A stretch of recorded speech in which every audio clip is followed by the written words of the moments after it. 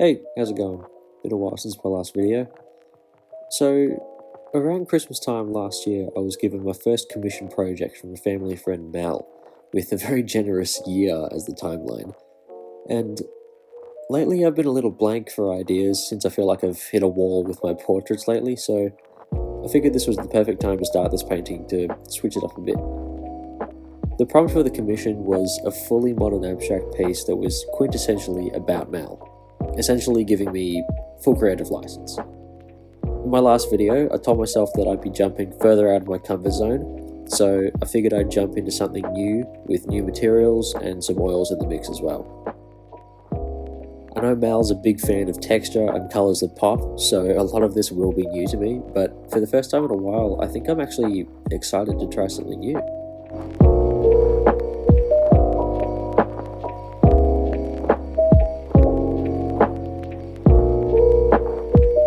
So, a few things to know about Mal. He's a working man, a family man, and without being too gushy, just generally a great guy to be around.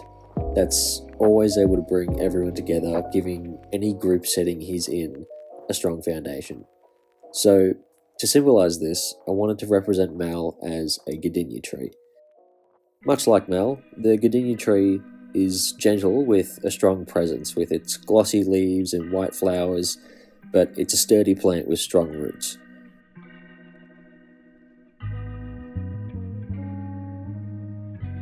Aside from this, in my personal experiences, there's a few particular places I've seen Mal to be in his full element, where in those moments he's purely being himself.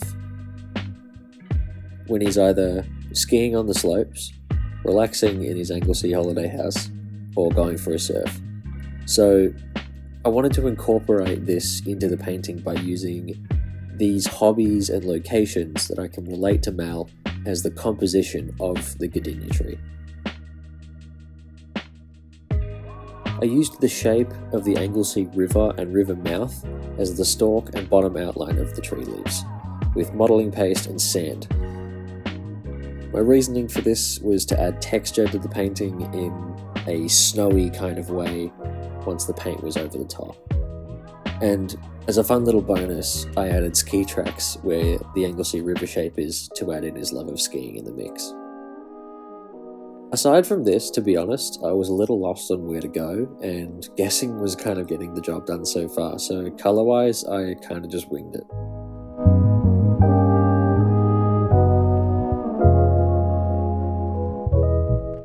For the top half of this gardenia tree, I wanted to try some new techniques with oil paint and some non-toxic oil medium to thin it out a bit, which, if I'm honest, was mainly just to save on materials since I have no idea how much oil paint I was going to be using.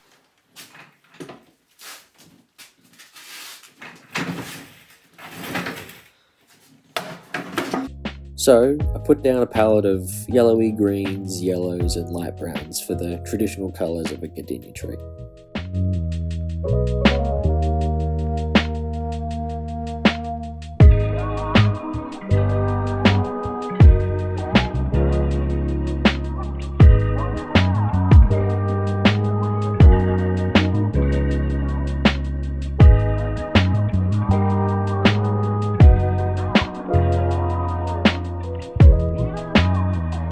I was having some minor issues with the modelling paste cracking, as I definitely should have stretched the canvas before putting it on, but thankfully the damage wasn't too bad and there was just a few cracks that I could fill in later.